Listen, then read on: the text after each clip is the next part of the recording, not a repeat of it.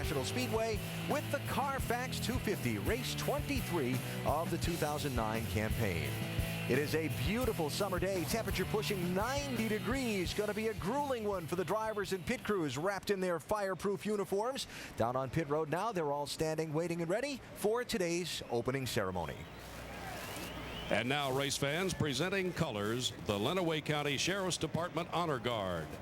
And to deliver this afternoon's invocation from Lumen Christi High School in Jackson, Michigan, Father Jeff Rose. Almighty God, we thank you for another glorious day here at Michigan International Speedway. We thank you for allowing us all to arrive safely. We ask your blessing and keep our drivers safe as they compete for us today. And let us enjoy this Carfax 250. And we ask this all through Christ our Lord. Amen. And now for our national anthem, once again, Miss Amy Rivard.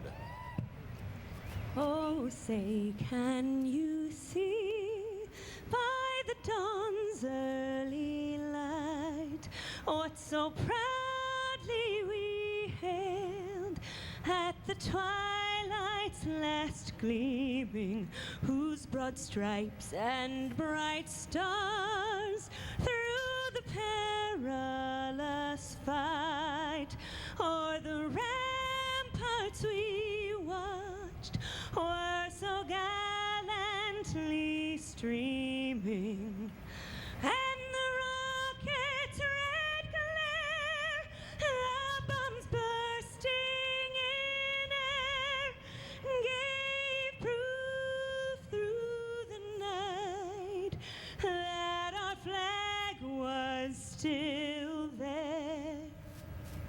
Oh, say does that star-spangled banner yet wave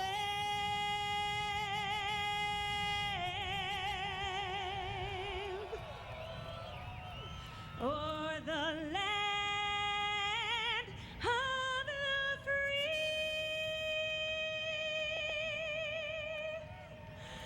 and the home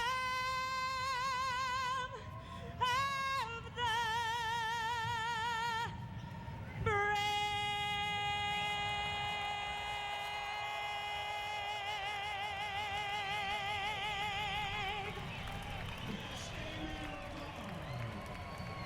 How about that, B-17? Now the drivers begin to buckle in. The crews get ready to go to work. The green flag for 250 miles of NASCAR Nationwide Series racing is coming up. NASCAR Nationwide Series Carfax 250. Well, this race today is 250 miles long, 125 laps, 55 miles per hour on pit road. Yeah, we look at that pit window. That's what we expect for a full green flag run if you fill the tank up and run wide open under green. But this first one's going to come a little quicker because they've done a qualifying run and a few pace laps here. Tell you one thing I like about the start of the race, guys. The Cup guys just got done practicing here. When I was watching them in practice, DJ, they were right up against a wall. They got this entire track burned in, and a lot of times it's kind of single file right on the bottom of the track, but right now they can use this whole racetrack. Yeah, they're going to use every bit of that 18-degree banking. And Ray, as a crew chief, you like that idea that you had that practice before, because these guys are going to be a little more comfortable, especially if you've got one of these guys that was just out there in that practice. I do, and I like the fact that there's some rubber on the racetrack already, because your tire pressure's down, the cars are going to be moving around a little bit, but I think the top will come in pretty quick for these nationwide cars. They really have to keep these things wound up. I think the lack of horsepower really makes them. The guys were telling me they're actually harder to drive than the Cup cars because you have to go so hard the entire time. I hear a lot of these guys saying, man, you got to drive these things so hard, almost beyond your capability, guys, because right now they're about 80 to 100 horsepower less than the Cup cars. I got to tell you, when I was driving, I needed that horsepower. I'd get in a corner here, get on the brakes, need a lot of power to get off the corners, but now it seems like it's all about momentum, keeping them wound up on the top side of the racetrack, and that right there is an art all by itself. And you're talking about Brian Vickers, never lifted qualifying. Yeah, he might try to run a wide open lap here on the start of this race. It's going to be exciting.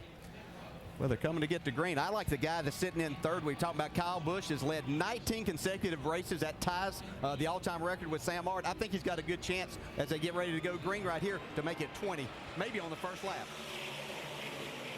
Good start by Vickers. He clears to 99, gets in the middle of the racetrack there.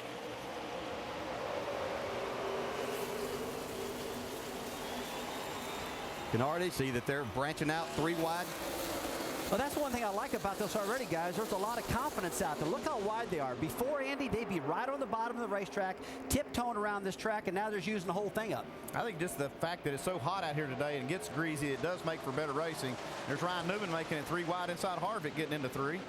Now, on that initial start, are you guys in 4th gear before you get to the backstretch? Oh, yeah. Matter of fact, before you get to turn 1, you'd be in high gear. Yeah. Looks like Kyle Busch shifting to 5th gear right here. Coming to the line, he's going for this, trying to get the lead from Vickers. Yeah, you can really use the draft here. That's the thing. This is a fun place, especially when you have the speeds not as high as you have in the Cup cars. We see Kyle Busch trying to make that move to the bottom. Now, right there in the bottom of this racetrack, it's about a couple degrees less banking down there. You'll see a lot of guys as the race goes on get that left front down. They're trying to de-wedge their car, get that front end to turn a little bit better.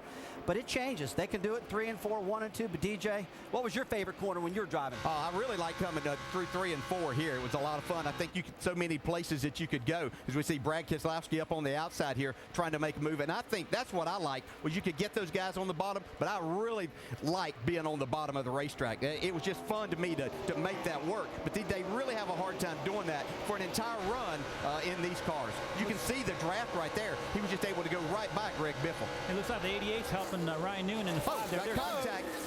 Almost. Oh, Carl, save it. Bain. Oh, he almost saved it. It was his hard. Wow. Well, that's not what Carl's looking for here. He's trying to make up points on Kyle Busch.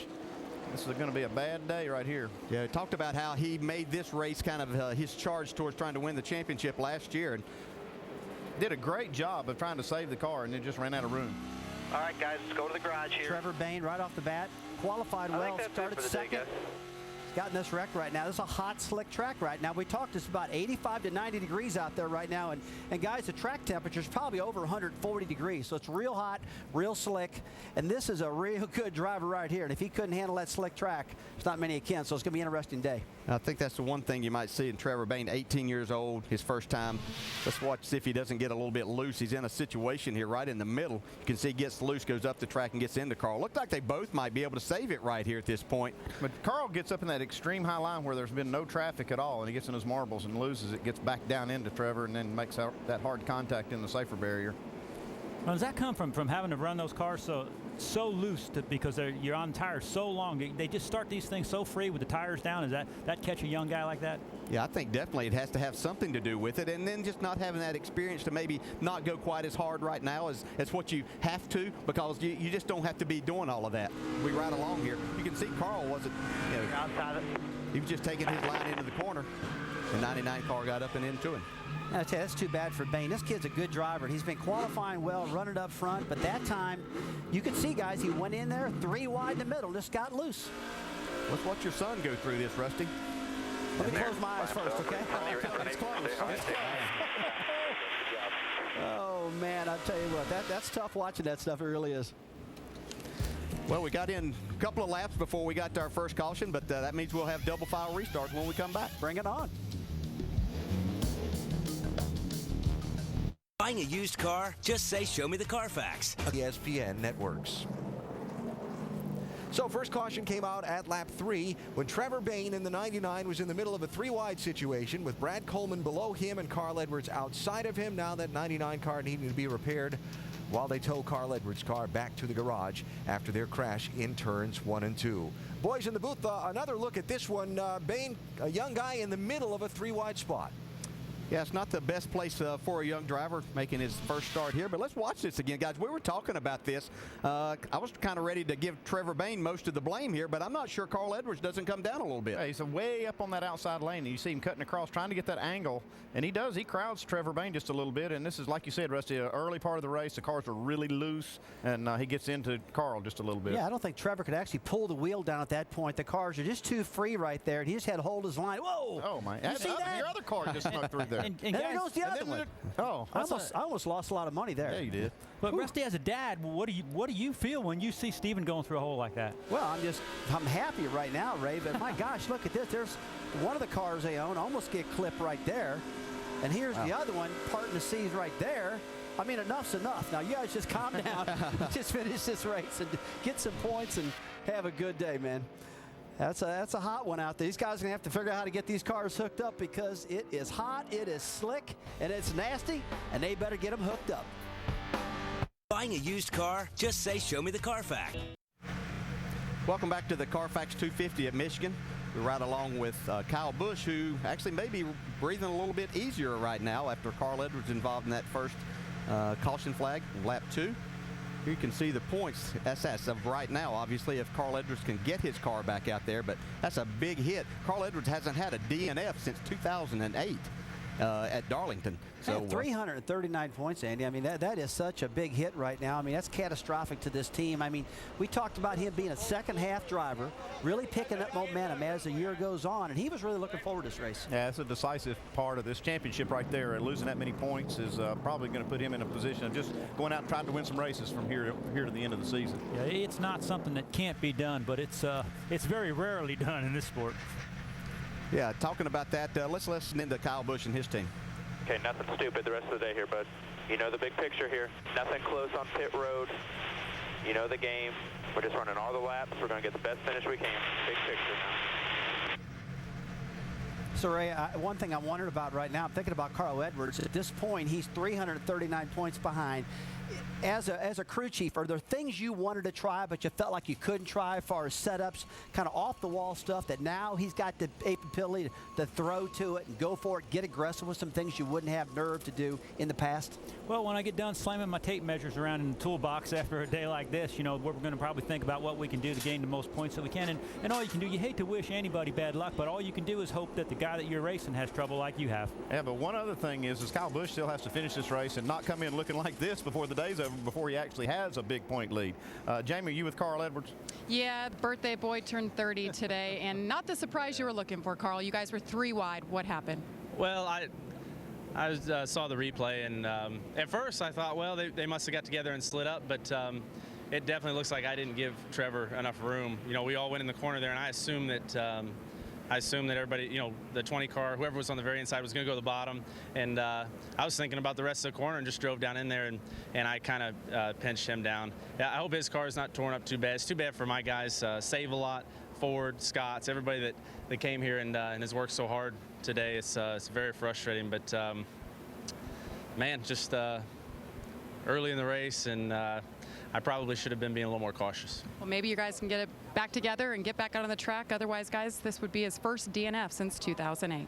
You know, guys, as we get ready to go back to green here, that's what you have to admire about Carl Edwards. He saw that, took the blame for it, took it off of everybody else. Sometimes you just make mistakes. Doesn't matter how good you are. No, it's class act right there. Oh, look here, guys. Now Brian Vickers has chosen the outside on this restart. Yep. Let's see how this works out with Kyle Busch on the inside.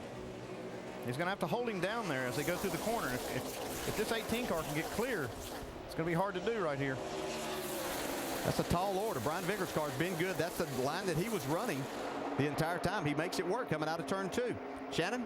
Well, guys, that's exactly right. The big discussion under that caution flag was which line to take. He started the race on the inside, but the team obviously opted to go to the outside. Their biggest concern was that 18 and the jump that they saw him get at the start of the race. Yeah, let's be interesting as we go through the day. We see David Reagan trying to take that second spot away from Kyle Busch. Here comes the 16 of Greg Biffle down on the inside, Jeff Burton on the high side. It does look like this high side is the preferred lane now with the track as slick as it is. Hey, this momentum we talked about earlier, guys. I mean, Ray, with this horsepower way down on these cars and have to keep them wound up, I mean, I think I'd be telling my driver, hey, buddy, stay to the top side. These things need to run. They need to breathe a little bit, need to get wound up. The top side's where you need to do it. Yeah, you know, and I wonder if there was a little extra confidence there because he saw the guys take a little extra time to clear that oil up there. They worked on the speedy drive for an extra lap so that we could have a good side-by-side restart. This is a position we see Greg Biffle down on the inside as we right along here. You can see how it's tough for the cars on the inside to make that run on the high side, Rusty, because it's a lot easier for those guys. And as with Carl Edwards out, you know, it gives an opportunity. Brad Keselowski's now looking, hey, I might can get to second, gives me a better chance of winning the race. That's one less guy I have to outrun. And Jason Leffler's sitting back there. So these guys have a better opportunity. Oh, they're all smelling blood right now. I mean, one of them fell, and they just went for him to get all the position, all the money they possibly can. I mean, you see that out of all these guys. Just take a look at Kevin Harvick, man. Just darted the bottom side of Greg Biffle right there. He's got a fast car. He sure does. Does a switch go off in the driver's mind to make sure, you know, to change your mind, change your mode, your line, that just tells you to go? Well, I mean, it happens when you see somebody else have problems. You want to take advantage of that. Yeah, you see Denny Hamlin here. But, yeah, I think, Ray, that's a good question. But I think you watch other cars, and sometimes somebody might put you in a position that you weren't running, whether they move you up the racetrack or down the racetrack, and a light comes on kind of says, hey, my car felt better right there. I've made a little bit more speed. So sometimes it's dictated by others as we watch Denny Hamlin take that spot away. Dave? And guys, Denny Hamlin is in this ride because J.D. Gibbs, his Cup owner, approved it because his agent got involved and because CJM Racing wanted some evaluation of this race car. As we watch the battle for the lead, Denny's job is to find out for CJM Racing, hey, is this equipment up where it needs to be? And crew chief Paul Wolf told me when we started going up the charts in practice, I was a little bit surprised and it made me a little bit nervous, but it also made me happy that we're building race cars that can go. I can add to that too, Dave. I was talking to Jason Radcliffe down in the garage after happy hour yesterday, and felt like the 18 car was good, which we see is very good. He's working on Brian Vickers hard for this lead. And I said, if you have the car to beat, I said, who do you think is, if you don't have the car to beat, who do you think you're going to have to beat to win this race? And he said, it's probably going to be Denny Hamlin in that 11. He said, we put the bodies on for him, and now they got one of our drivers. He said, they're going to be hard to beat. And guys, we're watching David Reagan come on up there in the 6 car drafting up behind those guys. You know, they were talking about, whoa, the 32 and the 18 almost get together there. And Kyle Busch right there. Now, what kind of move is that right there? Is that just to break that wind, that draft? Breaks the draft. Yeah, that's exactly right. That's what you're trying to do is get as far away as you can, and that's the 20th race in a row that Kyle Busch has led. So now he owns that record in the Nationwide Series. And on this type of track, you can go below that yellow line. Daytona, Talladega, you can't make a move like that, else NASCAR bring in penalize you, but no rules in this type of place. You can see he got right up against him, and that actually draws that car back that you're trying to pass. It actually stalls it out a little bit, and then you try to break the rest of that and get as far away so he can't get back to your quarter panel. Kyle Busch is really good at that. Obviously now stretching things out. Take a look at Reed Sorensen right there and Stephen Wallace running side by side. Last time I saw Reed in a Nationwide car, he finished second over there at St. Louis, I believe it was. He's won there before. Had a great run for James Finch. He's given his car another good run today. He just took the 13th spot away from Stephen Wallace. I like to hear what the drivers got to say about this track right now because, you know, all week long they've been talking about how slick it is out there, slipping and sliding everywhere. And this track's a little bumpy right now, starting to wear out, Dan. Yeah, but as they've gotten things kind of settled down here and strung out a little bit more, we see more of the guys go to the bottom to shorten this racetrack up. You can see Kyle Busch, Brian Vickers, they're right on the bottom of the racetrack now. We see Vickers here in second, falling back a little bit. Matter of fact, he's under fire to David Reagan for that spot now. Shannon? That's right. He looks like he's about to lose that position to David Reagan. But most recently, Brian Vickers radioed into his crew, told him that he saw some smoke coming from somewhere. Thinks he may have a tire rub, guys. Well, it doesn't look like he's got a tire rub right now. I don't see any smoke coming off anything. But if he smells it inside the car, that's a different story. Yeah, he could be rubbing one of those front tires on the top of the fender, and you can smell that smoke. Wouldn't be anything really to worry about because if you're rubbing the top side of that tire, it's very thick. The tread rubber is, and you don't have to worry about it. But, boy, he's getting a little bit loose right through here. I'll tell you one thing I'm liking to see right now. You see the 32 car Vickers working the top side of that track. You see Kyle Busch. A lot of times you can drive down to that flatter portion of the track at both ends of this racetrack and get a little grip down there. And sometimes, if it gets too loose, you got to go back to the top of the track. That's one good thing about Michigan. It's a cool thing here. Yeah, you see Vickers moving around the top side. Now, he actually is smelling that tire rubbing, and it may be more when he's putting more wheel into it if he has a little fender rub. So if you go to the top, you really don't have to turn the wheel as much. So he's smart enough to figure that out. Maybe he doesn't smell it up there, and that's a good sign as a driver. Well, the way I see his car handling, looks like it's sliding through the corners. He might be smelling the smoke coming off the tires on the track.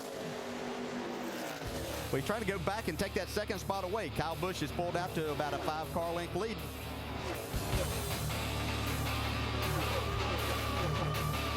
Buying a used car? Just say, show me the Carfax. A Carfax. Vickers are on the front row, hoping to find a way into NASCAR's playoffs. It's the Carfax 400 in Michigan, 1 Eastern Time, ESPN on Sunday. 22 laps into today's NASCAR Nationwide Series race. New leader Brian Vickers. More on that in a moment. This is our backseat drivers coverage. Our 5 NASCAR champion analysts all gathered together. 4 of them up in the booth without the traditional play-by-play announcer to talk around like they might sitting around a table watching a race. Boys, what have you been seeing? Well, we saw a pass for the lead, and it was really what DJ was talking about before. Brian Vickers had to change his line because if he had a tire smoke and changed his line, found something up there, went to the top and just went blowing by everybody again, took the lead back from Kyle Busch and has been driving away because he had to move because of a problem. Yeah, sometimes you think drivers are really smart and they make that move. Sometimes it's just forced there, either by another car or by circumstances, and Brian Vickers is making this work.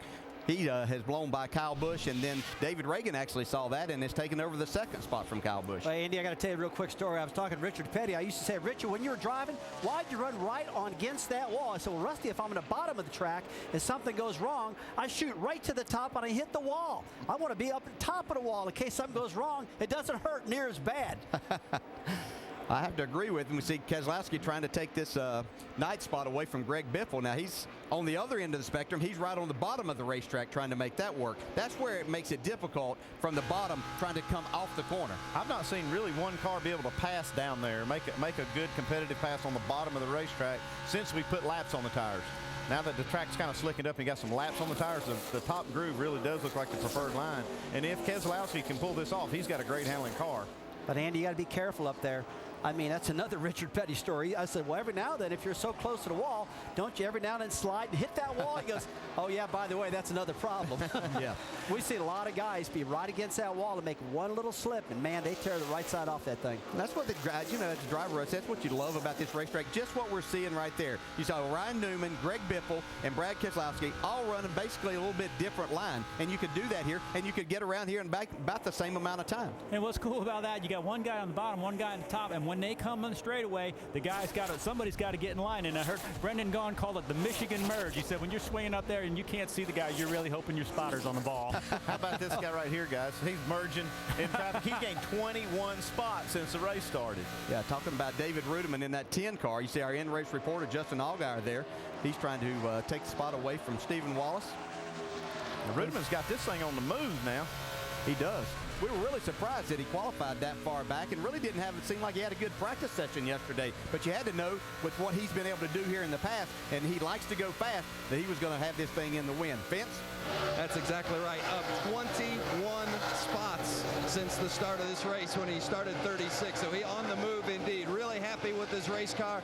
And everybody's fighting a little bit of loose or a little bit of tight depending on where you are on the racetrack, whether you're on the low groove or the high groove, one into the track or the other.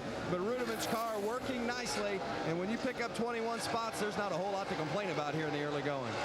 Oh, yeah, and he's got a teammate out here today, too. Wait a minute, he's leading the race. They might have a pretty good setup for here. Well, that's some pretty good information to work with when you got a teammate that's that fast. Hey, what do you got in your car? I want that in mine right now. These two guys still battling for that ninth spot.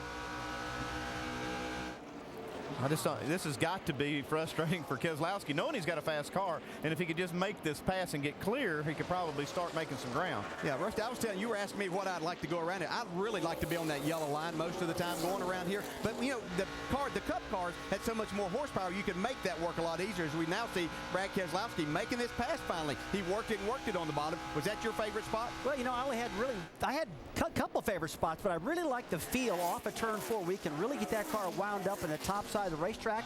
But the thing I didn't like is if I tried to be on the top side off of turn 2, as you exit the corner, the racetrack really falls out from underneath you, and boy, that front end takes off on you, and I pounded that wall a couple times. So I tend to be a little bit of a bottom feeder in turn 1 and 2, and the top in 3 and 4.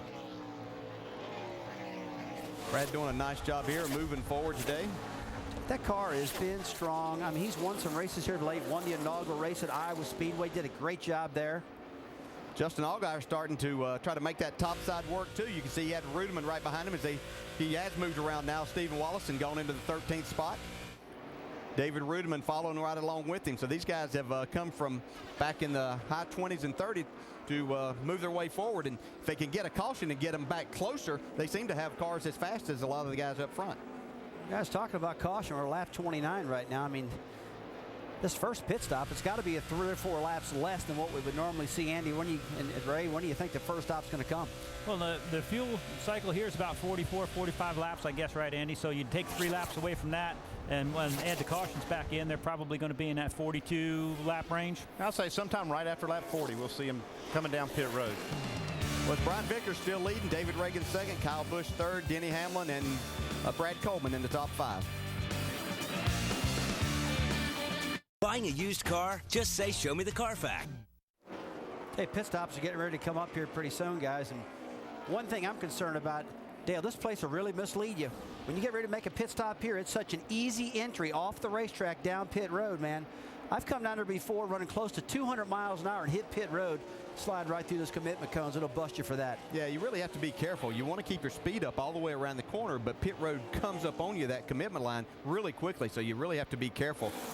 We see Brian Vickers still running the top side of this racetrack, and we even heard that Brad Coleman, who's doing a great job up in the 5th spot here, that he was practicing pit stops. They're coming onto pit road yesterday. And one thing you got to be careful of, if you're racing other cars and you've got a group of cars around you, you're getting ready to make that pit stop, you've got to let them know that you're making it, and you got to know where they are. But we got one driver down there struggling a little bit with that, don't we, Dave? Well, seeing in general, Andy, that is for sure. That's Kevin Harvick. Part of the way through this run, he radioed that he may have lost his left side mirror. In fact, he said it flew off. The crew confirms that that is indeed gone. Tim Brewer is in our Craftsman Tech Garage. Brewer, I thought these guys were supposed to be looking ahead, not behind them. What are those mirrors for?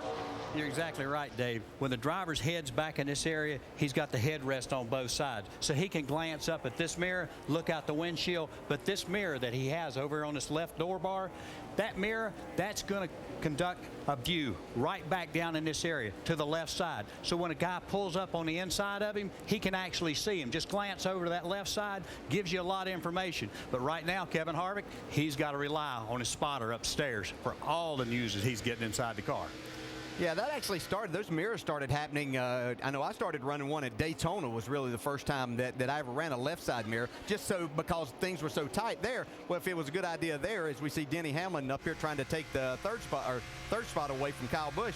But I said, why not run it at other places if it can be beneficial? So just gives you another little idea. And with the seats now wrapping around you as much, I think that has a lot to do with it, Ray. Yeah, that's exactly what I was going to say. I mean, that's a good point. That they've made the head and neck restraints and the seats much bigger and protect the guys. And that little spot, that little mirror up there on the vent bar gives them a lot more vision that you used to have right over your shoulder.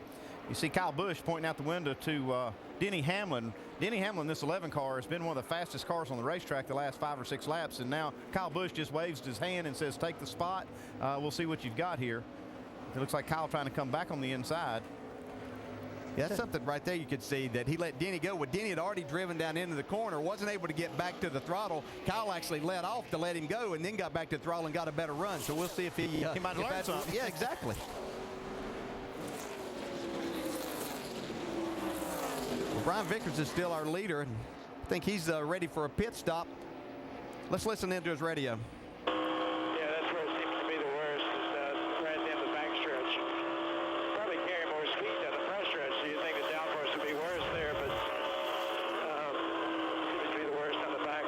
Just keep an eye on it, see if you can tell where it's coming from.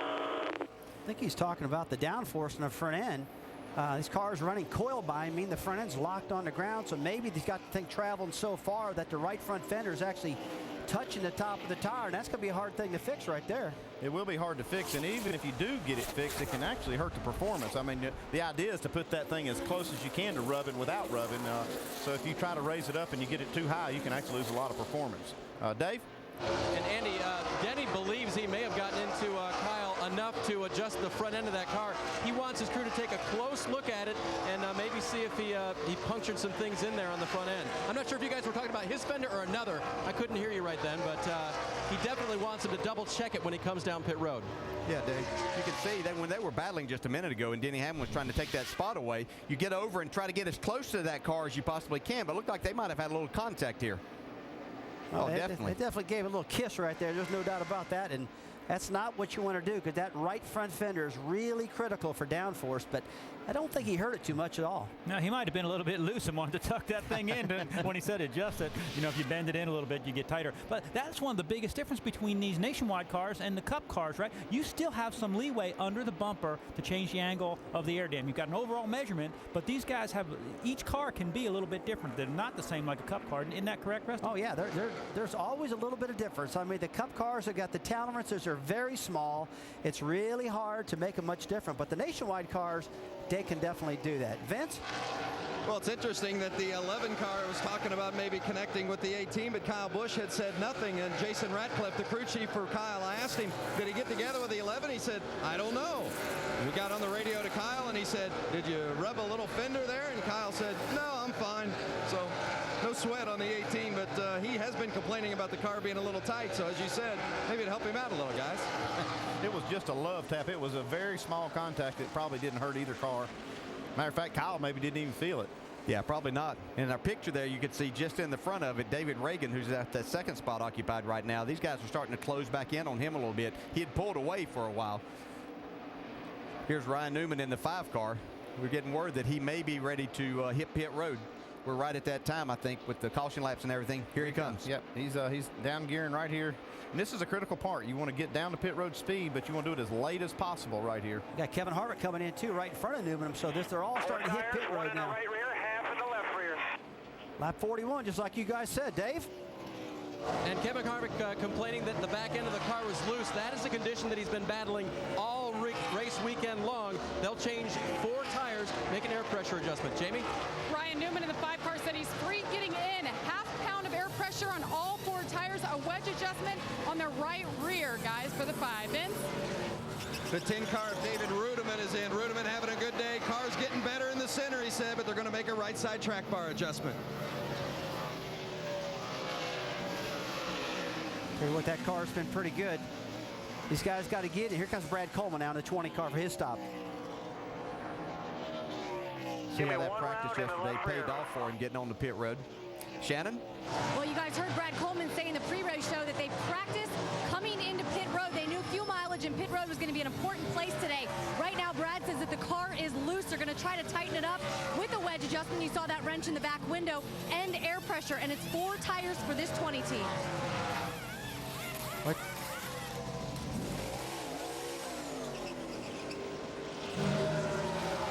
Tell you what, guys, you can't stay out there too long right now. These guys staying on the racetrack, these guys with new tires coming out of the pits are going to end up lapping them when they pit. This is a really critical time, and from what I'm seeing, there's a lot of guys going to go a lap down here. Kyle Busch, they're making a chassis adjustment there on the right side. Going to go with 4 tires as well. Kyle says the car has been getting tight as the run went on. It was very good early on, but tightened up, and you saw him get passed by several cars. And now the 38 of Jason Leffler is in as well. Leffler complained early in the run about losing grip in the front end, then was not having any grip in the back end, so he was a mess at that point, needed a 4-tire exchange and tire pressure adjustment. Caution's out right now. We had a car, the 40 car, smoking. Yeah, Scott Wimmer looks like he had an engine problem right there in the middle of 3 and 4, right in the middle of pit stops. Brian Vickers had come on the pit road. He's going to go ahead and make his stop. Which that's a good move. That's what he needs to do right here. He got on pit road before it was closed. Shannon? Hey, yeah, guys, they are going to take a look at that left front tire. Brian Vickers still thinks he has the tire rub, but right now the biggest problem is tight through the center. They'll try to fix that with some air pressure. Now, this 32 team has not been to victory lane since Lowe's last year, and they want to get one today.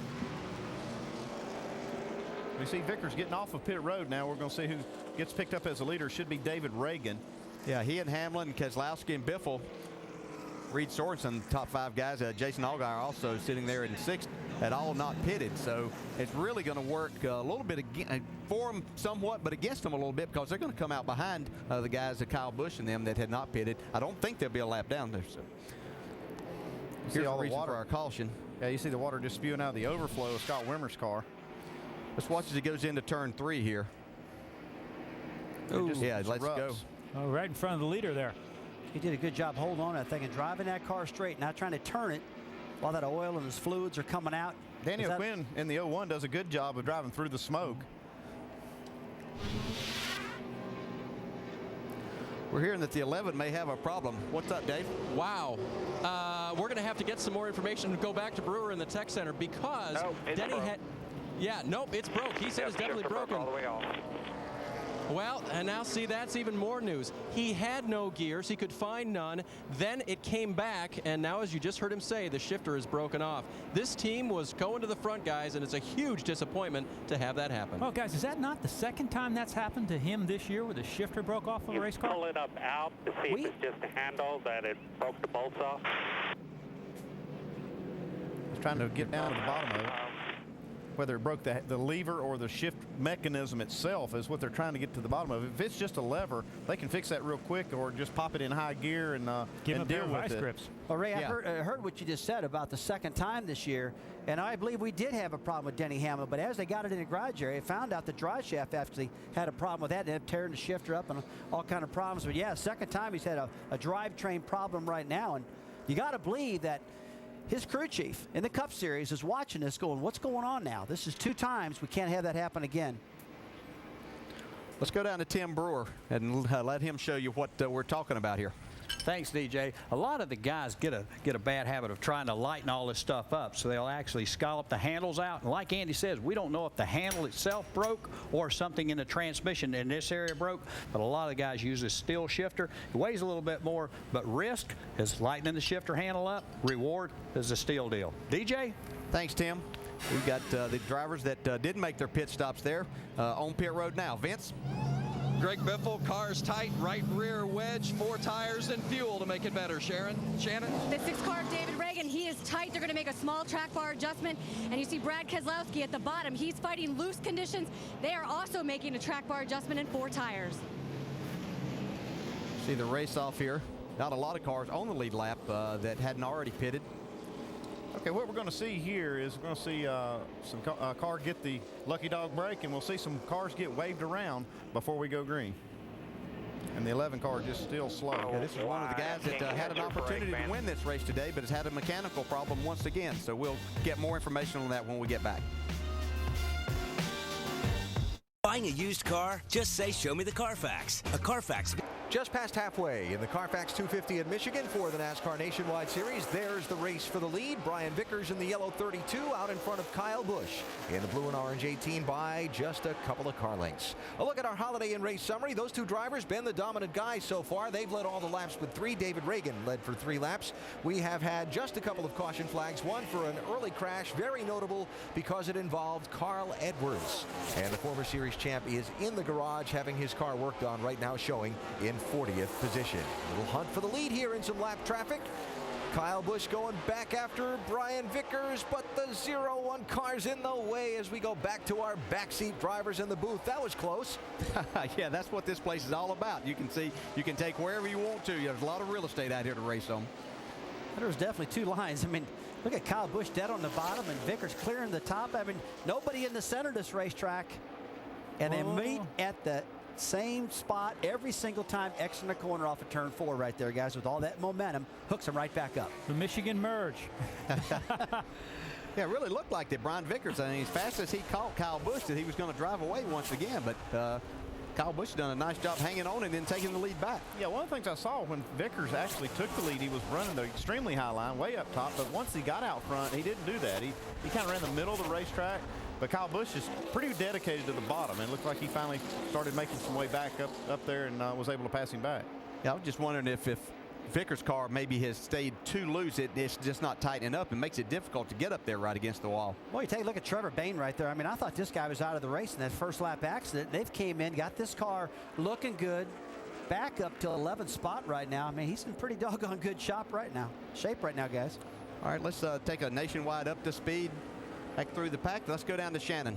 Well, DJ, Rusty Wallace is right. Trevor Bayne found himself at the right place at the right time in that pit road shakeup. Right about lap 44, stayed on the lead lap.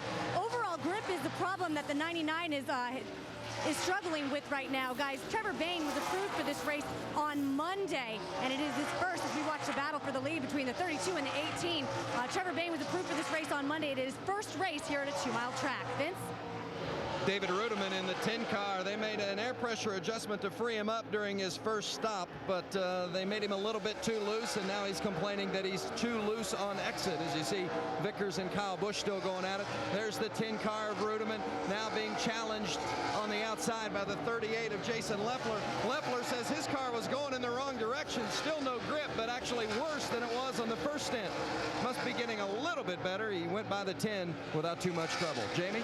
And behind him is Ryan Newman actually going backwards. He started 11th, came in on that first pit stop. They made a lot of changes, air pressure in all 4 tires and wedge adjustment. He says he's extremely loose. He wants a track bar adjustment. You know, Ryan Newman's only been here twice, and both times he went to victory lane, so they're going to work on this car, Shannon.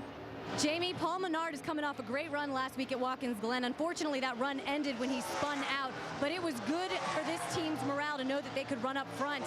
His best finish at this track here at 6th back in 2005. He's been battling some tight conditions today. The track bar and air pressure adjustment on lap 42 to try to help those conditions. Now, right behind him, closing in, is the 66 of Stephen Wallace. The past few weeks, we really have seen a more mature, calmer Stephen Wallace, and one of the things that may have attributed to that is that man right there on the right-hand side, Trip Bruce. In the past 2 races, the 66 has moved from 8th to 6th in the point standings. It is the best that Stephen Wallace has been in his career, and right now this car just a little bit tight. Dave? Shannon, making his first start in the Nationwide Series is Justin Lofton in the 14 car. He's running the ARCA Series full-time and is currently second in the championship, having won 3 races this year. How's he getting around Michigan? Well, surely from help from his veteran spotter, Mike Kalanoff. Kalanoff usually spots for Matt Kenseth. There he is, 17th from the left. Usually spots for Kenseth, and he's spotting for him today, helping this young driver get around this big speedway. Vince? Well, then you're looking at the 15 of Michael Annett. He started 18th, currently running 18th. Says the car's a little bit too tight, searching for a better, faster line. Doing a good job, though, keeping the car where it needs to be, keeping out of trouble. It's been a good season for this guy who's 5th in the rookie points. And then you go back to the 2 car of Austin Dillon. He's just 19 years old. It's an interesting situation, guys. If you listen to the radio, Dan Deeringhoff is crew chief. His dad is Mike Dillon. His grandfather, Richard Childress. And his spotter is Mike Herman. They've all been in the ear of Austin Dillon. Finally, the 19-year-old said, please, everybody off the radio except for my spotter. Showing a little experience there for a young guy. And then you go back to the 70 car of Shelby Howard. This team based out of Warsaw, Indiana. Shelby Howard from Greenwood, Indiana, so a little Hoosier flavor up here in the state just north in Michigan. And it's been a good run for Howard. He started 39th. He's made up 20 spots, and he was even higher than running 21st at this point. So a good run for the 70 and Shelby Howard. Jamie? And good run for you, Vince Welch. Right behind him, the 62, Brendan Gaughan. He won the truck race here back in 2003, but he's not having the same luck today. He's a rim rider. He likes to run that high line, but he's saying the front end just has no grip. Hey, but the team's telling him, keep your head on, man. Hit your marks. You're faster than the cars ahead of you. Now behind him, Michael McDowell in the 26th. This is the 3rd time we've seen him in this car. Now the guy who's normally driving the 26 is Brian Keselowski. Yes, that is the same Keselowski family. He's the brother to Brad Keselowski. They're from this area. Lots of fans in the crowd. He's watching Michael McDowell, who took over the reins for him. The car has been okay, made a lot of changes, but they're pretty happy with the way this driver is pulling this car around the track, guys. Hey, thanks. That gets us all of our cars, the 22 cars we have on the lead lap right now. That was great by Austin Dillon. Just tell everybody, shut up. I need to drive this race car, you know. Yeah, Rusty, you ever hear that from Stephen? No, you know what? I did do that at one time to him, and he told me to shut up, and that really made me mad. I got quiet, and I went home, and I said, hey, you don't tell the old man to shut up. And he goes, well, Dad, you were talking too much, man. You're making me crazy. Hey, talking about it, do you ever, as we see Denny Hamlin back out here in the 11 car, just they had a fast race car, unfortunately had that transmission problem. But when you're talking to Stephen at a place that you won 5 times and you're talking about this racetrack, what advice do you give him or things that you found about the racetrack that let you go fast? The number one thing I tell everybody, these young guys, is watch the entry into turn 1. You see so many guys nowadays, Dale, getting loose off you're in the bottom side and spinning out and crashing. And you can get caught up going into turn 1 side by side, especially if you're on the bottom. And I'll tell you what, that car will get loose, you'll slide up, and that's happened many times. You just got to be real careful with these young guys. Give them all the information you can so they learn, and that just never, ever happens to them again, because that's how they learn it. Buying a used car? Just say, show me the Carfax. A Carfax. 41 laps to go. We'll look at our Verizon Wireless race rundown. Carl Edwards, the white 60 car on the outside of a 3-wide into turn 1, just 3 laps into the race. Comes down a little bit on Trevor Bayne in the 99, and Carl ends up getting the worst of it into the outside wall. His car in the garage. He is out of the race. He'll finish 40th today, the second place guy in points. All race long, it's been a battle for the lead between 2 cars. The 18 of Kyle Busch and the 32 of Brian Vickers. Kyle, by leading a lap today, means it's 20 straight Nationwide Series races in which he's led at least one lap. That's an incredible record. Kyle taking another spot in the NASCAR Nationwide Series record book today. And between these two drivers, they have led all of the laps but 3. David Reagan paced 3 laps in the middle of the race. Other than that, it's been back and forth between Brian Vickers and Kyle Busch. Vickers leading Busch now by 1.3 seconds.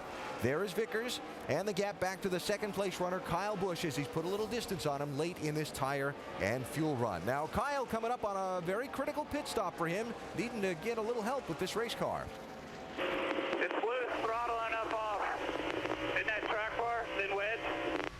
Yeah, I may have half a turn left on that track bar, man. I'm thinking we sling some wedge at it right here and get the spoiler up, you know. Put some rounds in the left rear. All right, so Tim Brewer in our Craftsman Tech Garage going to give us a little preview of what we might be watching for when that 18 car hits the pit lane. Tim?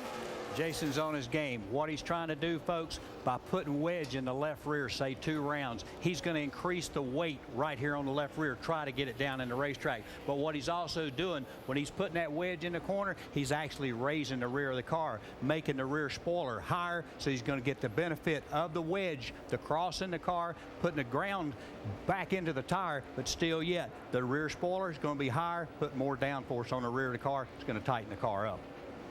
Tell you what, that's a good thing to do, but I'd be very careful that after the race, that back of that car's not too high and not make it through tech. I also talked to him about, when we're listening there, it looks like he's going to try to stand the rear spoiler up. A lot of these guys are running like 65 degrees of rear spoiler angle, and max downforce is around 70. So it sounds like he's going to try to get some more downforce with this spoiler also. There we go, Rusty. Going to spend some money here. Give 4 tires on this thing. 4. We're going to Hollywood Armstrong on this right front tire here, changing.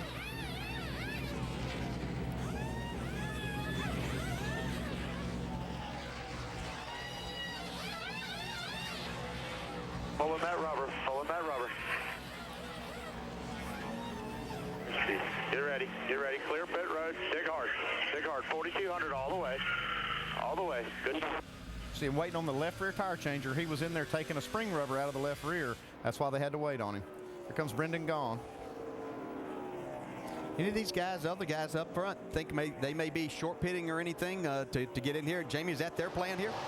Brendan Gaughan, yeah, they're mixing up the strategy. You saw his teammate Stephen Wallace already come in. Now Brendan's saying he's tight in the middle, from the middle off, and he's free getting into the corners. So right now they're saying they think they went a little too far on that front shock adjustment early on before the race, guys. 4 tires, he's down and away. I'll tell you what, I'm interested to see if some of these guys can do 2 tires because these lap times are pretty well stabilized. Dave, it looks like they're doing 4, though. Kevin Harvick will take 4. This car is spinning out, according to the driver. Again, that loose condition, something they battled all weekend long. 3 rounds down on the track bar to try to bring it back. Shannon.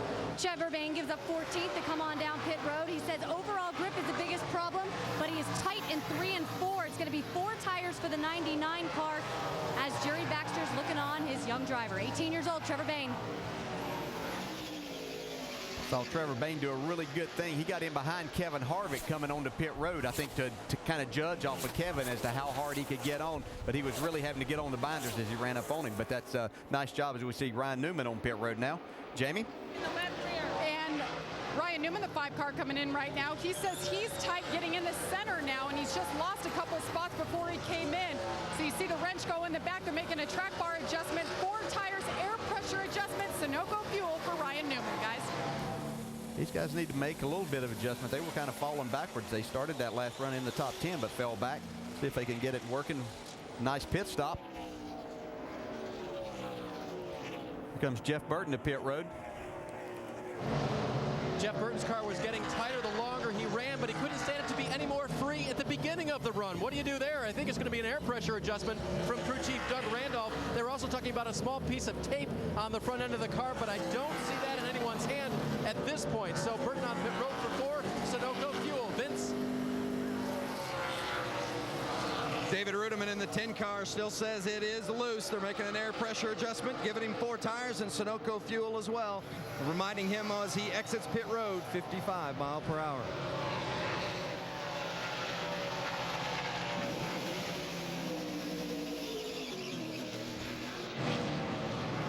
The 38 of Kyle Busch. He's been complaining that the car is loose off, just needs more overall grip. They made a chassis adjustment in the left rear. They're also going to, of course, give him 4 fresh tires and fuel. Kyle Busch says the car needs to be better if he's to win. Shannon. Vince are going to get a little more aggressive on the 32 of Brian Vickers. The car's still a little too loose at the start of the run. They made a track bar and air pressure adjustment. 4 tires for Brian Vickers. About the same gap they had when they came onto pit road. Yeah, you can see those gas guys trying to put wedge, that round we're talking about, in the left rear jack screw, and he was struggling just a little bit trying to get that in there, but they made a great pit stop, though. 13.5. Some Greg Biffle coming down pit road. Yes, sorry, Dale. It's getting ready to make his stop. He stayed out probably longer than anybody. Vince? The 16 of Greg Biffle says the car is tight. They're going to put a half-rounder wedge in the left rear, give him 4 tires in the Sunoco fuel. Remember, we talked about at the beginning of this race that they felt like they didn't have the fastest car here this weekend, but they had a very consistent car. We'll see if it pays off on this final run. Let's see if that pattern develops like we said after the pit stop last time, where Kyle Busch ran down Brian Vickers and took the lead, and then Vickers, as we went on, passed him back. So let's see. They're both on fresh tires, and they're just a few car lengths apart. Yeah, this was our leader. Brad Keselowski had stayed out. Wondered how long he might stay out there, because you do lose time. Those guys have fresh tires, running faster lap times. Shannon, he's headed your way. On the first run, guys, Brad Keselowski was too tight. Now the car is too loose. They're going to go half back on the adjustments they did back on lap 46, which is going to be half back on a track bar and air pressure. As you see that wrench in the back window, they're also going to take 4 tires for the 88. Brad Keselowski came into this race 3rd in the point standings, looking to make some ground now that that 60 car's had some trouble today. And we're hearing about a lot of guys being loose. Rusty, I don't know about you, but I always found this a difficult place to drive. I mean, you wanted your car to turn, but trying to drive it loose was hard to do. Oh, yeah, these corners are just way too long. You got a real wide racetrack right here. You can't run loose all the way around that track. Tell you, this kid right here, Justin Allgaier's been doing a good job. Let's see what this pit stop does for him. Maybe get better with the adjustments they're getting ready to make to this 12 car right now, guys. He made a nice run from the 26th spot up into the top 5 here. Vince? You know, he was the ARCA champion last year, but he said he's never won here at Michigan. In fact, he just never really had a very good finish. He hoped to change that today. He's the Ray Bestis Rookie of the Year points leader, 5th overall in points, having an outstanding season, but he says the car is just too tight in the upper groove, and if he's to keep it up toward the front, he's got to have a car that's a little more free, especially up top where he wants to run. Well, they made a nice pit stop. He did a great job of sliding that car into the pits. He didn't have much room to spare on that front line, but good job by Justin Allgaier. Here comes Reed Sorensen on pit road. He's one of the last cars to make a pit stop here in the green. Dave? Reed Sorensen finally in. Feels like he got the front tires too hot in the first part of that run. Right side only for him. Remember, they caught the benefit of the caution last time. They're going to try to give themselves their own benefit this time. Full of Sunoco fuel, and he's off of pit road. The most recent report was no grip on the fronts.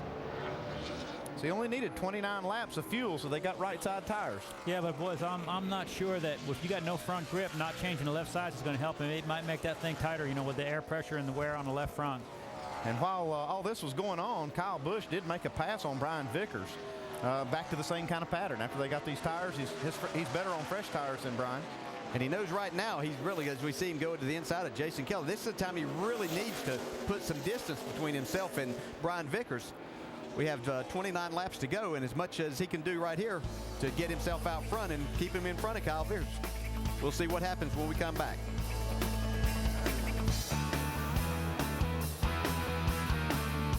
Buying a used car? Just say show me. 25 laps to go in the Carfax 250 at Michigan. You are looking at the leader, Kyle Busch, who, since those pit stops, has opened up 2 seconds on second place, Brian Vickers, and 10 seconds on third place, Brad Keselowski. So Kyle sailing off into the sunset here, even though the sun doesn't set till about 9 o'clock in this part of Michigan this time of year. Now, during that set of green flag pit stops a minute ago, little action down on pit road involving some of the catch can men, and particularly the catch can man for Trevor Bain's 99 team. Off to the Craftsman Tech Garage we go. Mr. Brewer, what happened? Well, Alan, it comes back to what Andy and Ray know. You have to pay attention to detail. And when the catch can man reached over and grabbed the can itself right here in this area, when you're building all the parts and components on these cars, you learn little tricks. And if you leave that edge really sharp right there, As he removes the probe, it actually comes up and digs into the aluminum, and it's very difficult to pull the probe back out. But if you take a piece of sandpaper or a file and just chamfer that little edge right there, it'll never hang up. It's something that I guarantee you when he goes back to the shop, he's going to take a real hard look at. Too. It looked like he had his hands full there too. He was holding a gas can, catch can, and chasing that car out of the pit. Yeah, he was trying. He was doing all he possibly can to not let that thing hang up. Yeah.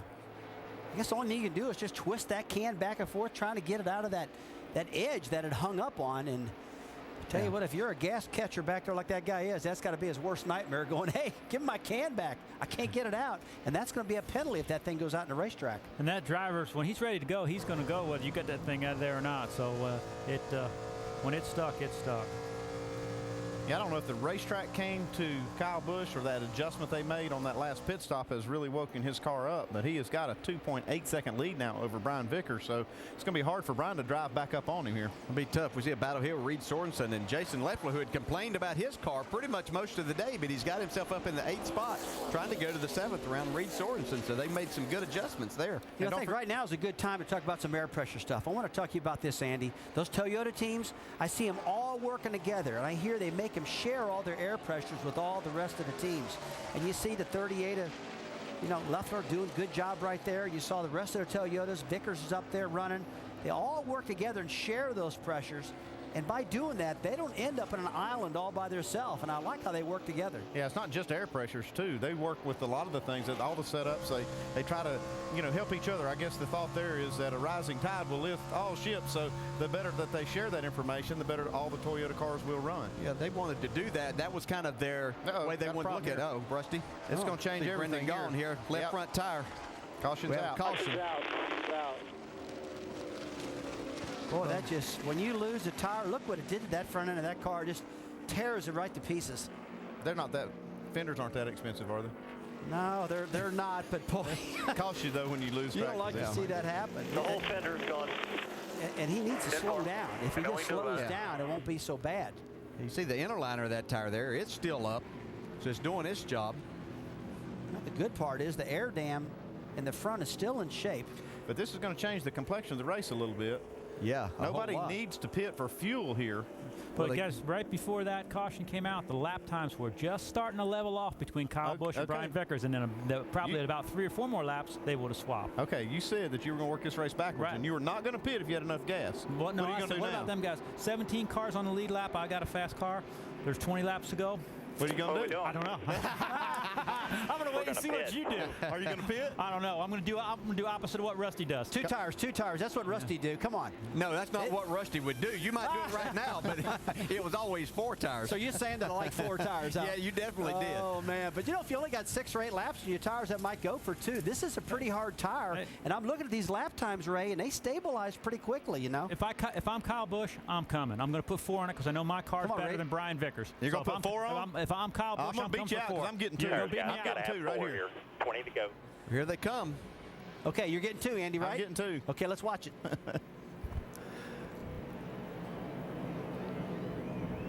Making their way down pit road. They're coming towards you, Dave. Reed Sorensen gives up 7th position, 4 fresh tires, no Sunoco fuel to keep the car just a little bit tighter at the restart. Vince? The 18 of Kyle Busch says he could be just a little bit better in the center. Jason Ratcliffe made the call for 4 tires and Sunoco fuel in the 18. Shannon? And Keselowski in the center of your screen, tight. They're going to take 4 tires and an air pressure. And then you see Brian Vickers on the bottom in that 32. As you guys have been talking about, he is loose. It's going to be 4 tires, no changes for the 32. All right, I got 2 tires, but I got them on the 88 car. He's pulling the wrong pit. Well, I got 4 tires on that 18. Oh, look at the rest of them. There's a bunch of chickens out there. They all put 4 tires on, man. I would have went for 2, like 88. No, you would not. No, You would not. I've never seen you get 2 tires. I'm changing my mind, though. Jeff Burton got 2. We'll see what that brought him up 5 spots. You got the double file restart now. Yep. You're not starting that far back like you used to. You got double file now. You want them 4 tires. Don't be cheap as an owner. Put 4 tires on that car. All right. You guys sold me on it. And Justin Allgaier did not pit, guys. Roger's cheaper than you are then. He won't even put tires on it. It seems like maybe his car was a little better on those tires. They're going to take that chance. They only have going to have less than 19 laps to go when we get back. Should be fun.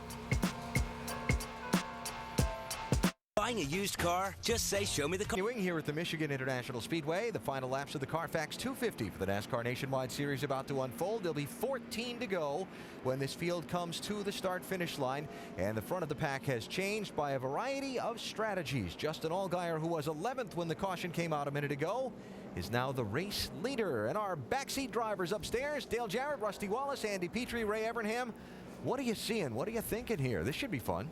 Yeah, it definitely should be fun. And the top three here, guys, we have no tires, 2 tires, and 4 tires. So, crew chief and driver, who do you like? Well, I'm going with the 2 tires. I said that was the thing to do. But, you know, Brad Keselowski really hasn't had the winning car all day. But he's sitting in a good spot. He's in front of Kyle Busch. But, man, I'd be surprised if Kyle doesn't drive by all these guys. Man, 4 tires. Like I said, you know, the new double file restart, Kyle Busch got a good car. The race, I believe, is still going to come down to the 18 to 32. We know the 32 made a huge tire pressure adjustment. They both got 4 tires on.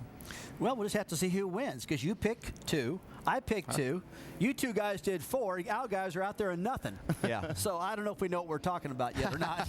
And I don't know that Allgaier is going to win the race, and don't know that that's what they did it for, but he certainly was going to come out in 10th, like Chad Walters said. This gives him a better opportunity to race up there and take a chance. Maybe he gets a top 5 out of it. Pretty good call. I believe he will advance his position of what he would have done by staying out. So that was a good move. Well, the one thing I like, too, is he's only got like 12 green flag laps on the tires that's on the car right now. And that's not much at all, because these tires are awful hard, and I think he's going to be just fine. It's definitely gained a lot of positions for him. He might fall back 3 or 4 positions, but should be a good finish for him. You know, I think Ray's brought up a good point. It used to be a little easier to make these type of calls because you started out single file then, but these double file restarts, that changed the whole dynamics of this. Yeah, and that also could fall in Justin Allgaier's favor, because we might get another caution and he can it up some more laps.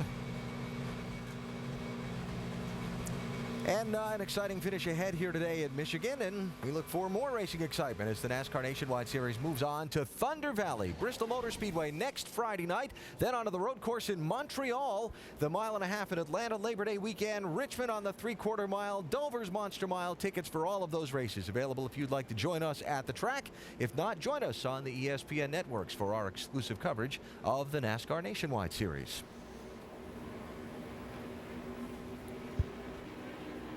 So we got 1 lap to go is going to be the signal they're given here. We're going to have, that'll be 13, there'll be a 12-lap shootout to the finish if we don't see another caution flag. By the way, this caution came out with just over 20 to go, and there's been a caution within the last 20 laps in 4 of the last 5 races. So we may not, at Michigan here. So we may not be done with the yellow flag just yet.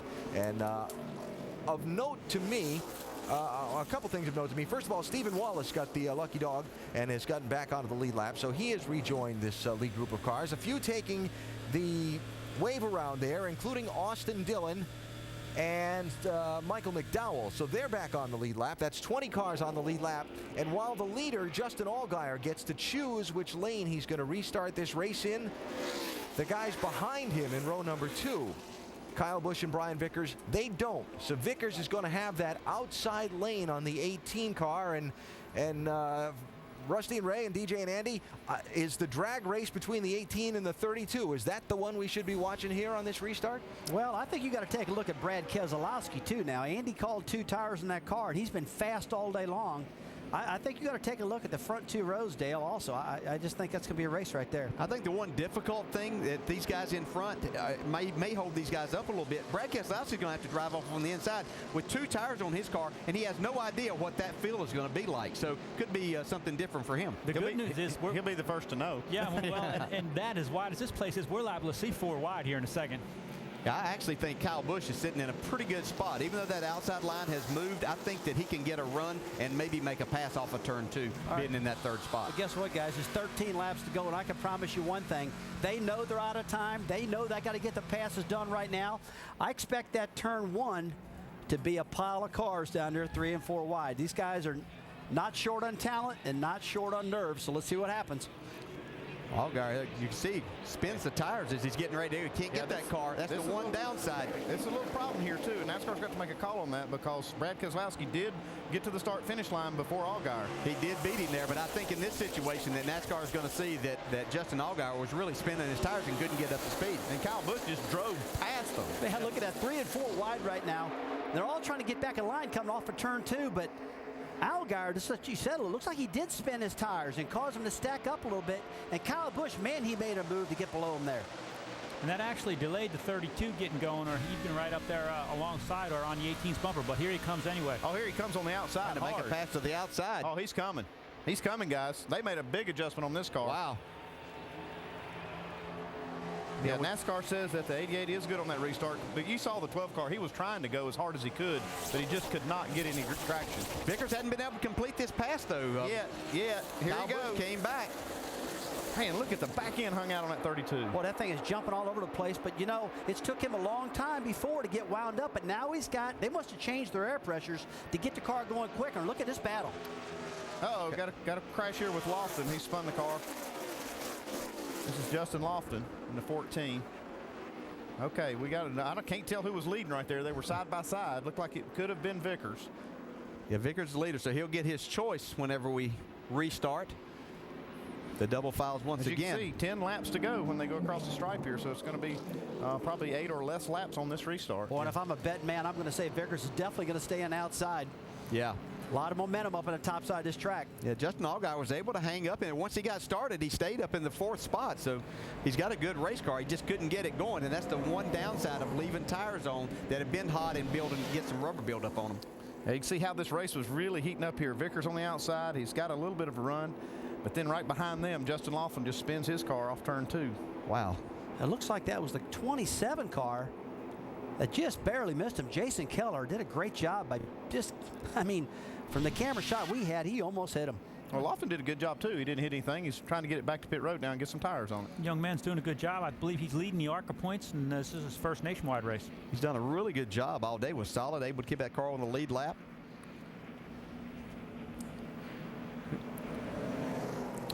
Let's check in with Shannon down in Brian Vickers' pit. Well, the man calling the shots for Brian Vickers today is Trent Owens. It looks like that air pressure adjustment may have worked on the short bit. Are you guys good enough for the next 10 laps or so?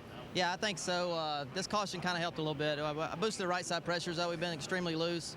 Chose not to fuel the car to keep some nose weight. So, hopefully these adjustments get 10 laps in it, and we can contend for the win here with the 1888. How beneficial is it going to be to you guys that you are the leader now and you get to choose the line for the restart? It's very important that you're the leader because obviously not everybody's car works the best on the outside, not everybody's best on the bottom. So, lane choice is definitely a luxury here when you're leading. And I guess we can guess that the 32 is going to choose that outside lane. Vince?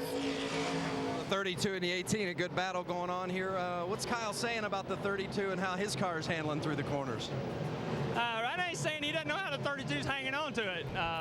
He's pretty loose. He's sideways, and he got down on us there going through 1 and 2, got us a little free. So both those guys have been good all day, the 32 and us. We've been battling hard, just trading it back and forth. Should be a good one to the end. You elected not to make any changes with the car on that last stop. Do you feel like you've got one that's going to be the winner here in this dash to the finish? I think so. We've been fighting free all day, and we finally got it where it's a little snug. And I feel like it's where we need to be on a short run, but it's all going to depend on what the 32 did on their stop. We're about to find out.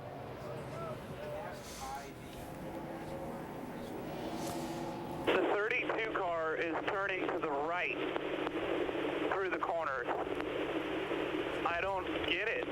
Not only does he want to wreck me by me around, but then he's just steering to the right all the way through the corners. I don't get it.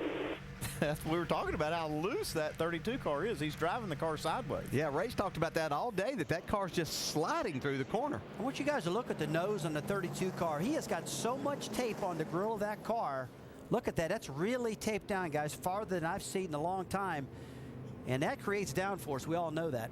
Also takes away drag, makes horsepower. But as the higher you raise that engine temperature, the more horsepower you lose. Now they've got pressure systems in these cars. They've done such development in the radiators and everything. Those openings are getting smaller and smaller and smaller. I think he got a little help too with this one because it looks like it's pushed down a little bit from some contact. I don't know where it happened, but it looks like that hood is lower than it was when the race started. Yeah, that camera angle we just saw right there, I agree with you, Andy. It looks like it's bent down a little bit, and you don't want damage, that's for sure, but this is good damage right here. You can see on this restart, he could have got this damage right here because the 12 car did not get going good here. And you see right there, he pops him in the back. That actually could help the car. Actually, for a short run and knocking that down and closing that opening up could help the car in this short run. Let's go down to Shannon and check in Brad Keselowski's pit. Well, down here with Tony Uri Sr., the guy calling the shots for Brad Keselowski today. You guys have been battling the handling of this car pretty much all day. Is 2 tires right now going to be enough to get this win? Well, I don't know. We did it for track position, and the 12 was sitting there on old tires. And, he was spinning the tires on the restart, and whoever the leader is, you can't beat them to the start line, so Brad had to stop. And that just let the 32 and all them have momentum, so now we're back in the same spot we were. So, our left side tires didn't have very many laps on them. The pressures had just gotten up good, so I don't, 2 tires not going to be an issue. I don't think. We had run longer than anybody else there on that run, so, I don't think it's a problem. The 1832's been tough all day, and, we knew they were going to be tough. We'll just see what we can do with them here. Guys, Pops has been in this garage for a long time. He's definitely got the experience on top of this pit box. Yeah, it's a tough position Brad Keselowski was in there because you're told you can't beat him back, but NASCAR sometimes, they're going to give you the benefit there, but he couldn't take that chance. They might have seen things a little bit the wrong way. And so what we're seeing here, pace car speed, these guys getting up to speed here. Now, Brian Vickers has chosen that outside line. We're here with Kyle Busch as he gets ready to go. Well, that's a great start by Kyle Busch. Oh, he able to hang with him. He anticipated that start of Vickers very well. See if Vickers gets over on the side of him like Kyle was talking about, trying to spin him out. Looks like he's giving him plenty of room right here. Boy, 7 laps to go. They're going to have to get it on right now. They're nice getting really tight. Look at that. In the wall. Coleman looks like he's in the wall in the 20. All right, we got Toyotas up front, and Toyota's never won a nationwide race at this racetrack. Could be looking at their first today. Vickers back to the bottom. You got to wonder if this thing's going to start to overheat right now, but he's only got 7 laps to go. Got 4 wide. Look at Leffler. 4. Check it out. 5. Oh, close to 5 wide. And look who's in the part of that. And why are they doing down there? Yeah. And why are they doing it? Because they're out of time. They got to do something. Probably 6 laps to go this time by. You can see those guys are still 3 wide back there. Stephen Wallace was the car down on the bottom. Vickers able to stretch out just a little bit. Brad Coleman's got some problems with this 20 car. He hit that wall pretty hard. They're all coming inside. He had there. such a good run going too. Tire, guys. This has been one of Brad's best run. Got a big race for 3rd right here. See David Reagan making his move back. He's been running the top 5 most of the day. Taking that 4th spot away from Justin Allgaier. I tell you what, guys, if Kyle Busch finishes 2nd again, he's not going to be a happy camper. I can't believe how many 2nd place finishes he's had in the last 10 or 11 starts. It's just been amazing. Check out how loose Vickers got right there. Yeah, we haven't seen Busch's last effort here at taking the lead. Now, Vickers' car is extremely loose. He's hanging the back end out pretty good. And Kyle's going to get right on his bumper to help that situation. Kyle's going to try and take some air off that spoiler and help him through the corner a little bit. Try and make him overheat that right rear tire even more. This is how you do it. You hear him breathe the throttle just a little bit, back wide open. Vickers hanging on still. Man, I was holding my breath. And that 32's got more downforce in the front than he's had all day long because of that damage. So that could make his car really loose too, guys. And you can see Brian Vickers pull down trying to break that draft where he doesn't have Kyle Busch right there on his bumper. Kyle's going to try the high side now. With all this going on, Brad Coleman did come down pit road. But Kyle's going to have to get that front of his car right on the back of Brian Vickers. Try to make him loose, getting down the back straightaway into turn 3. And if he can get tight enough and get that car sideways, he can get below him right there, guys. See the draft really working there. Trevor Bayne, now he's got damage on the right side. 2 of our young guys having some problems late in this race. See if he can get that car down out of off the racetrack. Here's a replay. Yeah, ran out of room off of turn 2. It looked like he got tied up behind Stephen Wallace there and just pushed up into the wall. Yeah, it looks like he lost his nose and just couldn't turn the car. Okay, looks like we've got a reversal of roles here. Kyle Busch now trying to look on the outside of Vickers. Well, it's just hard to make that pass down on the inside, but I'm not sure he's not trying to get Vickers looking high where he can get back to the bottom because that's where his cars worked the best all day. See, Kevin Harvick and Ryan Newman have caught Justin Allgaier for that 5th spot. Okay, here we go, guys. It's coming to 2 to go. See him down below the white line. Look at the back end of that 32 He's step just out. dancing. He's holding on to that thing for dear life right now because just like you said, Andy, that back end is jumping all over the place in that 32 car. Hey, my 2 tires are coming back. Yeah, Keselowski's coming back here. He's not far back here. If these two leaders get together, Keselowski could take advantage of it. I see steam coming out of the front of that 32 car. It's blowing water out of it, so it's got to be overheating right now, guys. Yeah, he's only got 2 to go. Yeah, he's got a nice run off of turn 2 here. He's going to be able to use the draft, see if he can make this work again. I don't think we'll see him go back to the bottom. He's just going to have to drive it till it blows up, and that's about it because he can't pull in now and fix an overheating issue.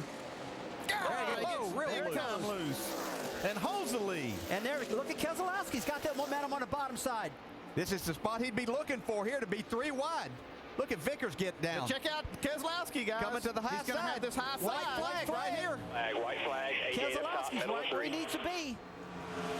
We're 3 wide into turn 1. Holy cow. Vickers can't hold on right there. Look at Keselowski's going to have the advantage off of turn 2. It's all about momentum, and 32 can't hold on to it right now. It's just too loose. Who's Kyle Busch going to fall in behind here? The 32 is going to be a lot looser. The 18 can go to the high side. I'm not sure he's got enough of a run. Look at the 32 with the power there. I cannot. I don't think he can hang on. He's loose again. It looks like Keselowski's going to get the momentum off 4, guys. And that's going to win him the race right there. It's a drag race down the line. And Brad Keselowski's going to win it. 2 tires. How about that move? Wow. All right, boys. My 2 tires, they did it. All right, I owe you 100, buddy. 2 What a tires. great job. Hey, wait a minute. I said 2-2, didn't I? Well, you can't change your mind. Okay, I'll change Good job, Brad. I told you you could do it, man. Awesome job. Finish, guys. Fuel is out. Absolutely amazing. Wow. What a job. Awesome job, dude. That's how you do it. That's exactly how you do it. You do it at home. At home, that's the key. He said he never had much success around his home. He wanted to do good in front of family and friends. Can't do any better than that. And you talk about amazing. What about that 32 car holding on to it? Brian Vickers. Well, Brian Vickers earned his money today. Man. That broke the streak for Kyle Busch's 1-2 finishes. But he is not going to be happy that Brian Vickers ran him all the way to the apron and stayed on him. I'll guarantee you Kyle Busch is not going to be happy about that. He might be mad, but that's the last lap, you know. Hey, that's got to make it legal, right? Just telling you, he's not going to be happy. I agree with that. Let's see if he slams his helmet or something. No, he did. He did kind of make a little move here. Contact there. Yep, that's what you said. Come on, let's see if they're going to fight. I want to see this. A little discussion. A few little words here.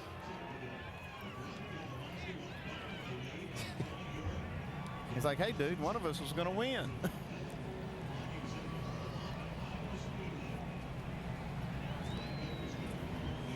Well, we thought Toyota might have a chance to get their first victory here at Michigan, but didn't happen.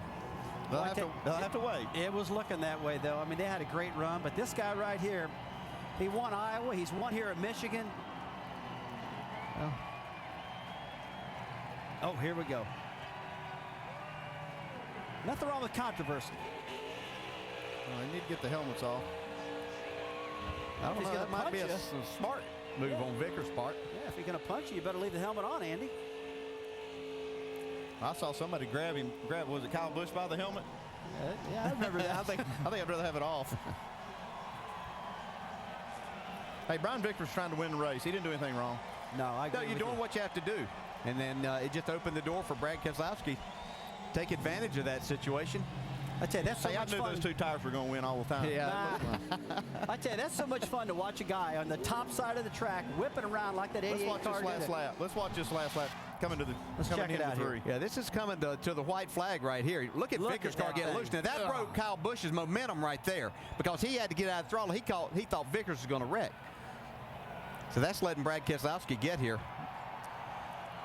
That car is sideways, and he's still holding on to it. I mean, it's like it's got a flat tire. It's so loose. Kyle goes down under him there.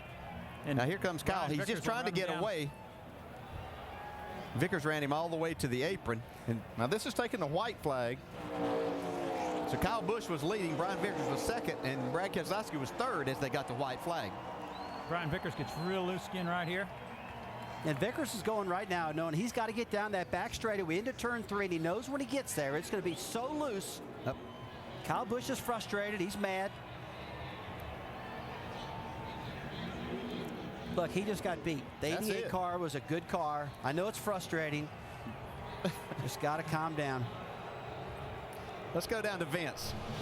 Tony Erie Sr., certainly one of the happiest men on pit road. Congratulations. What a finish for Brad. At what point did you think maybe you were going to be able to squeeze in there and get the win today? Well, when you got them two up front, you always got to put yourself in position because you don't know what's going to happen. Kyle's tired of running second, and he was already screaming on the radio. So, you know, we just try to keep ourselves in position to win races, you know, and this is the second time we've pulled this off this year running third. So, really happy. GoDaddy Chevrolet was great all day. Those two guys were really tops of the field for 20 laps, and it seemed like we could run with them. But, you know, we just had to elect to take track position there with two tires and just hoping that we could get in front of them, and that didn't happen. So we had to sit there and watch them battle, and, hey, how cool was that? Pops ended up making the right call, Dave. And, guys, Kyle Busch finished third today. Kyle, the fans saw a great battle, but what were you so angry with Brian about? He hung on my right rear quarter panel all the way down the front straightaway and gave the win to the 88 car. He slowed us down so much. He had no idea the 88 car was coming. And the 88 just drove right by both of us on the outside because Brian Vickers was trying to slow both of us down. Just stupid. If he would have ran his own line up at the top of the track and I would have ran my own line down at the bottom of the track, it could have been a battle between us two. But unfortunately, you race with idiots, and you know, I guess you'll have that sometimes. But the NOS Energy Drink Camry was good today, just not good enough. And you know, I felt like we had a good handling race car on the long runs, but unfortunately there we didn't have long runs at the end of the race. So I'm sure I'm complaining and I'm whining and I'm a crybaby, but that's uncalled for. I mean, it's just stupid. I would have ran my own line instead of giving it to the third place car in order to battle it out between the top two who deserved the win and deserved to battle the race out at the end. He didn't deserve to win. Exciting, but not the way he wanted it, for sure. Jamie's got the Brian side of the story. That's right. There was some pushing and shoving. All right, Brian, I know you couldn't hear his response to it. He said you were slowing him up, and that was stupid. Your take. Oh, man, I tell you, I am so sorry. I forgot it was the Kyle Busch show. Hell, I thought we were racing for a win. I don't, you know, I'm really sorry for the Dollar General guys. We had a great car. We were too loose on the start of the run. He was better. I thought it was my job to hold him off. Apparently not. He came over to the car after we came in and knocked our fender in, which was unnecessary, and then started crying like a little baby. And I asked him if he'd just give me a minute to get out. We could talk about it like men. If he wanted to fight, that's fine with me. And as soon as I got out, he ran off. And you know, it's a shame that it went down like that. I mean, we were racing hard. I thought it was a good race. You know, congratulations to 88. He snuck around both of us. I didn't see him coming. I let my guys down. We should have been able to win this race, but last I checked, it wasn't the Kyle Busch show. It was a nationwide race, and I was supposed to race him for the win. It was a great race for you. At the end there, did you have any idea that the 88 was that close, Brian? No, I didn't. I didn't know he was coming. I didn't know he was that close. We went down into turn 3 with coming to the white, and the 18 got me loose, and I chased it all the way up the racetrack, and by that time the 88 caught us. Once he got on my outside, I mean, I was already too loose anyway, you know, by myself, and then with him on the outside, I couldn't hold him off. All right, good day. Brian Vickers finishes second. Let's go to victory lane with the surprise upset, and there's a lot of happy fans around here, Shannon. Brad Keselowski from Rochester Hill, Michigan, winning at his home track. Had dreams of making it big time in racing, and now he gets his third win in the 2009 season. Congratulations, Brad. Walk me through that last lap. When did you know that you were able to make the move on the 18 and the 32? I saw him bobble in 3 and 4 there at the 1 to go, and I had him. I knew it. I knew I could get to the outside and kill the 32. I wasn't sure about the 18, but I don't know what happened to him. So, oh my God, I won at home. I'm speechless. I can't believe it. I'm terrible here, and to win here is a major accomplishment and something for everybody at Junior Motorsports to be proud of. And I can't believe I won here. It's so cool to win in front of your hometown fans, and I got to thank all of them that came out tonight, because I don't know what you guys saw, but it looked like one heck of a show. And this GoDaddy.com Chevrolet was awesome. This whole series is awesome. Nationwide does such a great job with it. To put on a race like we did today, that was just phenomenal. And I can't believe it. I'm in Victor Lane in Michigan. I just can't believe it. You have your family here, your friends here.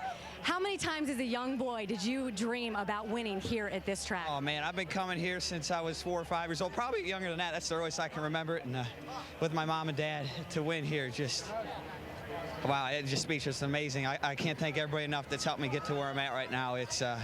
This is awesome, really awesome. Thanks, everyone. We'll let you go celebrate. Congratulations to Brad Keselowski, the entire Keselowski family, and Junior Motorsports. Guys, you think just this Saturday nationwide race doesn't mean a lot to these drivers? We've seen a little bit of everything, but pretty exciting. Tell you, that was one happy young man right there. He is really pumped up, that's for sure. He deserved it. He drove hard. And what a finish.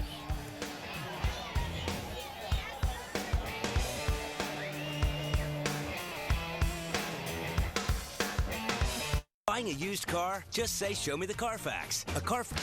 That's one of my favorite sayings. You can't leave these races till they're over because you never know what's going to happen. After Brian Vickers and Kyle Busch led 110 of 125 laps, Brad Keselowski is celebrating a home state win in victory lane. Meantime, David Reagan finally has a top 10 finish here in Michigan. Jamie? And it's David Reagan who carries the flag today for Roush Fenway Racing. Finished fourth. You said, man, it's pretty quiet. I was minding my own business. The show was ahead of me. But take us through your race today, David. Yeah, I would have liked to have been up there and all that excitement. Our discount tire Ford was fast, and, you know, a little disappointed to have such a fast car and not be able to capitalize, you know, have a shot at the win. But, you know, our pit crew did a nice job, and it's probably one of the best nationwide cars I've had from the start of the race to the end. We didn't have to change much. So, you know, my hat's off to Mike Kelly and all of our discount tire team. And like I said, just a little boring the last few laps. You know, I was trying everything I could to get up there, just needed a little something extra to get there. Perhaps a fourth place gives him the confidence he needs going into the Cup race tomorrow. And again, first top 10 in the Nationwide Series here at Michigan for David Reagan. We're sorry it was boring for you, David, where you sat, but it was great for us watching that three-way fight for the win and Brad Keselowski having the pictures taken and doing the interviews in victory lane. Coming up next, Rochester Hills, Michigan, the hometown of Brad Keselowski, just about 100 miles from this Michigan International Speedway, where for the first time, Mr. K is holding the trophy. Brad has outrun Kyle Busch and Brian Vickers to win today's Carfax 250. We've heard from the top four, the fifth place finisher, Kevin Harvick with Dave. Well, if I follow this right with Kevin today, the big swing worked to a degree, and then you sort of dialed yourselves out because you went back to what you had at the start of the race. Is that right? Yeah, we kept making it worse there with air pressure and stuff. So, well, the biggest thing there at the end, we were able to leave the fuel out of it because the car was just so loose, and that's what we fought all weekend. We probably got a little bit too aggressive on front downforce for the weekend, and coming to Michigan and California probably need something a little bit different for our Jimmy John's Chevrolet. So the guys did a great job hanging in there. They had great pit stops all day. That's the best we've been on pit road all year. Made up ground every stop, and they kept us in the game, and we kept making our car better as we got to the last run. We didn't make it better all day, but the last run we made it better and made a top 5 out of what I thought was a 10th to 15th place car. Kevin, you're busy in the rest of the year in this car. What does this day tell you about how well you guys are doing? Well, I look at it as our race team is maturing. You know, you're competing against the guys in the top 5 that have pretty mature race teams and been around the sport for a long time. And this particular group that we have now has been together for a while. We got the pit crew straightened out, and those guys all get along. And you know, when they make a mistake, they're beating themselves up about it. And when we make mistakes, we beat ourselves up about it. So, you know, the best thing about it is we can go back to the shop on Monday and talk about what we need to do different and have that all written down and come back and make it better next time. And maybe another top 5, guys. All right, Dave, thanks. And besides the Keselowski win, the other headline of the day, Carl Edwards finishing 40th after being involved in a lap 3 crash. The lead for Kyle Busch in the Nationwide Series Championship, the largest of the season. Keselowski gains just a little bit of ground. So for some final thoughts from our backseat drivers in the booth, guys, what'd you think? I think we have to do it again, guys. It was a lot of fun. We had a great race to do it with. Yeah, we sure did, boy. It was a lot of fun, guys. A lot of back and forth. Good stuff. That was great. You know, 2 leaders, three wide for the finish. Great pitch strategy. 2 tires. So a lot of fun. 2 tires, 4 tires, no tires. It was real confusing. I know that. But one thing that wasn't confusing was watching that 32 car.